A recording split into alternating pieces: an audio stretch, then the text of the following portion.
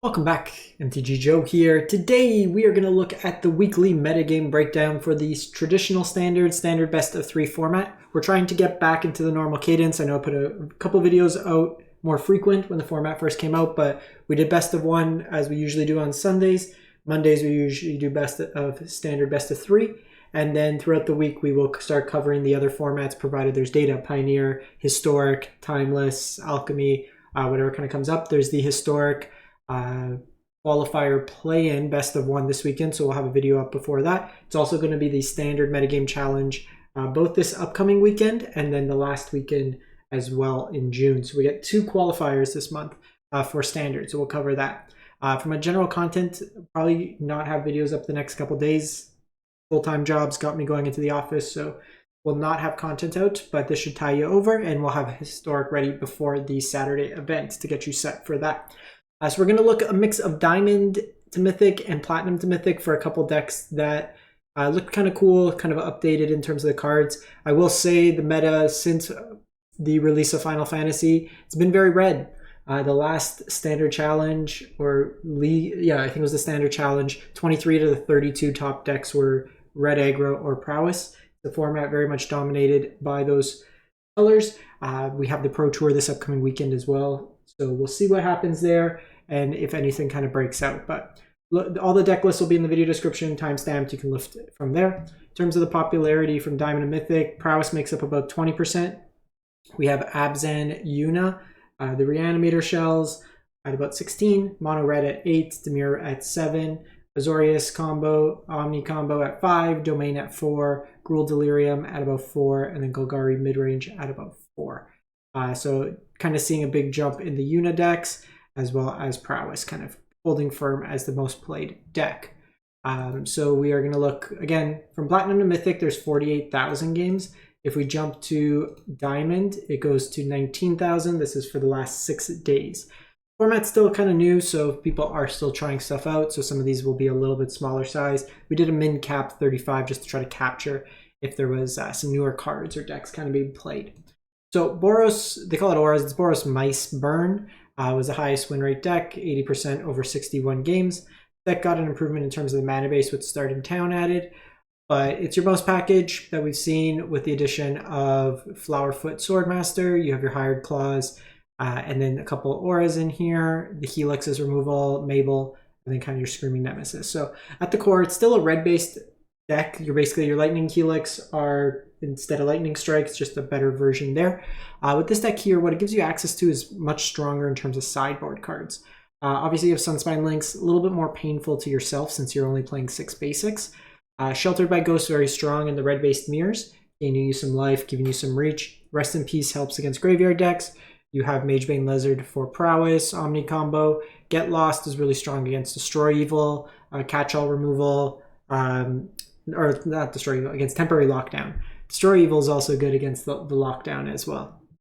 And then we have just some torches and then more Shard Rage rescues for protection. From there, we go to Jeskai Oculus at 75%. So this deck here is picked up some copies of Joshua. So this plays into what the deck's looking to do. Drawing and discarding. So it enters, you discard up to 2 and then draw that many. And then you can flip Joshua. So it's got fairly reasonable stats as a 3/4. When it flips, deals 2 damage to each opponent for the first 2 modes. And then it's basically a reanimation effect. So total mana value 6 or less from your graveyard. So you can bring back, say, 2 Oculus on this flip side. Itself is a 4/4 flying lifelink, plays really nice with Prof's Eidetic Memory. So this can help you race where the deck was kind of reliant on the Shelter by Ghost as its only form of life gain otherwise. The rest of the deck is all about drawing and discarding. Glacial Dragon Hunt does it, FOMO Draw does it. You want to put into your graveyard things like an Oculus, and then you could recommission or helping hand it back. All the discard also plays nicely with Marauding Mako, which scales and gets bigger, as well as some inties for virtual card advantage. Seeing full set of starting towns in this list. Sideboard, Chandra for the heavy graveyard-based decks. We have Lauren, Artifact Enchantment Hate, Sheltered for the red-based decks, No More Lies as a cheap counter, High Noon for the Prowess decks, Destroy Evil, any artifacts, enchantments, big things. Or sorry, not artifacts, just enchantments are big things. A Braid is the artifacts or small things, and then Ghost Vacuum for graveyard hate. Mono Red Aggro, 74%. So this is a pretty stock list. All things, we're seeing full set of Magebone lizards. This is kind of fluctuated in numbers between 2 to 4. Like in my version in paper, I'm on 3-2 split with Lightning Strike, with the Witchstalker Frenzies on the top end. But a couple Soulstone Sanctuaries, your full set of Rockface Village. Sideboard, you got 3 Ghost Vacuums, just respecting the graveyard combo decks a little bit more. Barrage is reasonable, especially since a lot of the decks, like the Prowess decks, are playing the blue creatures now, as opposed to like Slick Shot, which we'll cover momentarily. Torch Tower in here for cheap removal. Scorching Shot for Shieldred. Crimson Pulse is a nice grindy card. Frenzy is another 5 damage removal spell, and then the Sunspine Links for the greedy mana bases, heavy life gain decks. Azorius Omni combo, 65%. So this deck here, for those unfamiliar, basically putting cards into your graveyard. This is going to then reanimate Omniscience with Abuela's Awakening. This version of the deck is basically just a present a reasonable amount of power, and kind of beat him that way there. There's a not necessarily infinite, but you can bounce the Jaces, mill your opponent like 12, then pick it up again with another copy, pick up the Meringue, and you kind of mill them out that way there, just looping the Jace with Meringue Rivers. So it's actually lethal, because if you have the 2 copies of Meringue, you just keep milling them 12 each time. Scroll Shift can blink stuff, so you get that added value. Oracle could shuffle stuff back if you kind of mill over combo pieces, and it could help set up the combo early. Philagi helps dig into the combo as well. You could go into more of a mid-range deck post-board. Overlord of the Mistmoors, Boonbringer for the aggressive decks, same with Beza. In the Mirrors, graveyard decks, you have Conceal, Voice of Victory against like Counterspell, heavy interactive decks, and then some more cheap interaction. No More Lies negates its cheap counters. Soul Partition is flexible removal. Izzet Prowess, the Boogeyman, 67%. So Vivi is the card that's being picked up in a lot of these lists, and you'll see a shift to the deck to going a little bit more bounce focused, not just pure, Monastery Swift Spear, Slick Shot show off kind of configurations. Instead, it's using a creature package, Drake Hatcher, Thunder Trap Trainer, and then the Vivis. This town is kind of the bounce effects, works with the Thunder Trap Trainer for some additional value. Vivi is very much a card. If you untap with this thing, you are going to town, just generating mana, pinging, making a big body. This is something where like the barrages and stuff can help give you a little bit more room in terms of killing them that way there. But you have like the Storm Chaser's Town. This town loops, kind of a split. Fewer copies of Monstrous Rage since you're on fewer creatures, like from the aggressive versions as well. Your sideboard, you have barrages, mirrors, oculuses, Bezas, Spell Pierces, Cheap Disruption, Unable to Scream for Shieldreds or any hard to deal with creatures, Nemesis kind of effects, Braid for the mirror creatures, Saneful Stroke for big mana, Relbo Salvo is just kind of a flexible removal, costs 1 less for each equipment, so kind of a pseudo Monstrous Rage. There's also the one for the mirror that also, got the name of it. It's 3 mana, no cost reduction, but destroy target creature and equipment attached to it. So it's another way to kind of go from there. And then Ral's kind of for grindier matchups, along with Roaring Furnace. Some of the decks are mainboarding Roaring Furnace in some numbers. So depending on the meta, it's kind of a late game mana sink, early game removal kind of effect. Dimir Midrange, 63%. So some of these lists are picking up some number of Cecils in the main board. Another card that's being picked up in some number is Azure Beastbinder. It's a way to lock down like the most troublesome creature out of your opponent. It can also hit artifacts, so you could lock down your opponent's Quarry Steel so they just don't get that ability from it. Otherwise, you got your full set of Curiosity, a couple Kaidos, a bunch of pseudo-evasive creatures, bunch of disruption in terms of like counterspells and various removal. Actually, this one's only on the 1 counterspell. Sometimes they have a little bit more. Your sideboards just got more sweepers, more Kaidos for kind of the grindier matchups.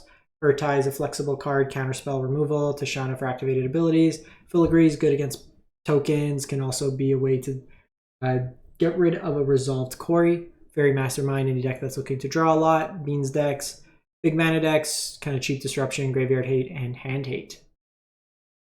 Abzan Yuna, so this one's at 62%. Some of them are playing Naya Yuna, very similar concepts. Core of the deck is green, white generally as a basis, putting enchantments into your graveyard, and then Yuna bringing them back on your end step. They get finality counters on them, but it's a way to cheat into play stuff like Virtues or big overlords. This one's an interesting configuration. So fewer on the big end overlords, fewer summons, both Knights of the Round, Bahamut. Playing a summon Primal Odin in here as another removal spell. Kind of playing a little bit more controlling. You have Deadly Cover-Ups, Summon Titan as an enabler, the Fenrir as a way to kind of ramp you up early. So having 8 3-mana spells going from 3 to 5 mana on turn 4 is important to kind of curve out into your deck. Rollback's just flexible, deals with Graveyard Hate, deals with opponent's graveyards, gains you life. Split Up as a cheap sweeper, Maelstrom Pulse flexible removal along with Terra Sunder. High Noon for the various Prowess style decks. Omni, Heritage Reclamation, deals with artifacts, enchantments, and can hit graveyard stuff, flexible all around. Graveyard Hate, cheap cut down removal for like the aggro decks. Authority for the aggro decks. Gruul Delirium. So this deck's picking up a couple new cards to try out, 62%. We have Summon Brynhildr. 2 mana, 2/1, first 2 modes basically, or first mode, sorry. You exile top card of the library, you can play it as long as it's a turn where you put a saga counter on this. So first turn you can play it, second, third. The subsequent turns give it the next creature you cast haste. So it lets you haste out some stuff like Ominous Flytrap. You have Terra in here that also helps you mill, milling into your various Delirium package, but also hitting a lot of your enchantments, which incidentally are like Fear, Missing Out, Summon Brynhildr. You have Beastie Beatdown as removal, Breakout hastes out a bunch of stuff, your kind of usual Delirium package, Patchwork Beastie in here. This one's got a Monstrous Rage, Bushwhack to help you hit lands early, and then a Fight Spell late. Seed of Hope helps mill you into Delirium as well. In kind of grindier matchups, just going a little bit bigger with the Worm, Sunspine for greedy mana base. Blue-black decks, you have Sword of Once and Future. Outpace Oblivion's basically a 5 damage removal spell that is an enchantment, so it works nicely with Delirium. Filigree Silex for Prowess style matchups. You have Pyroclasm as more sweepers. Paw Patch, flexible removal along with Pick Your Poison. You could also go Heritage Reclamation if you want. Obliterating Bolt is kind of flexible removal as well as Barrage.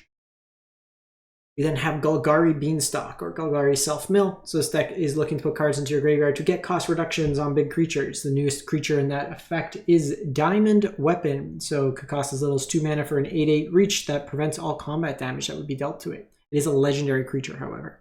You're putting cards into your graveyard with things like Overlord, with Overwhelming Resource is another card that gets cost reduction. Town Greeter is kind of the new effect. Kind of a Satyr Wayfinder-esque. You self-mill and you could put a land into your hand, so you get that value. Beans draws off all these big creatures that you're casting, normally 5, but like this is going to be a 1 mana card. Your Baelmerk, you could impend it and get that value, so you draw cards. Busker is another card that all works in that sense. You have more Huskbuskers when you just gotta go bigger. Nissa for a lot of hate pieces, grindier matchups, Harvester for the go wide decks, Baloth for discard decks, Reclamation Sage deals with hate pieces, against decks with a lot of chump blockers, like you can make very large creatures, but the Uprising can give trample. Ooze for graveyard hate, Haywire Might deals with common hate pieces, cut down as cheap removal. So 2 other decks, so this one went top 16 in the MTGO challenge. It's mono black. So this one here is just a different take. We have full 4 Cecil in here, Tiny Bones as cheap evasive creatures. We have 3 Dark Confidants in here. You're topping out at like Shieldred. There's no, or I guess 1 Gix command. There's no Unholy Annex here because Annex is seen as 8 converted total mana cost for Dark Confidant. So it's a little bit too much greatness at any cost. A bunch of cheap removal, hand hate mixed in. Filigree Silex as kind of a way to deal with artifacts, mostly enchantments, go wide tokens, more removal, Shoot the Sheriff.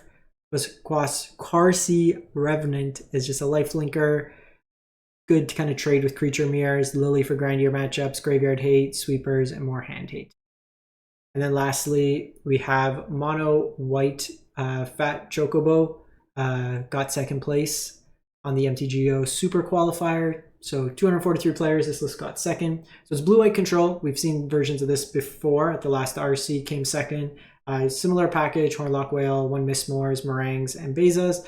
The card that's kind of helping it out is this Ultima. So a new sweeper instead of Sunfall. Destroy all artifacts and all creatures you end the turn. So this will deal with Quarry Steel Cutters that are in place. If you give them tokens with like Get Lost, that deals with them.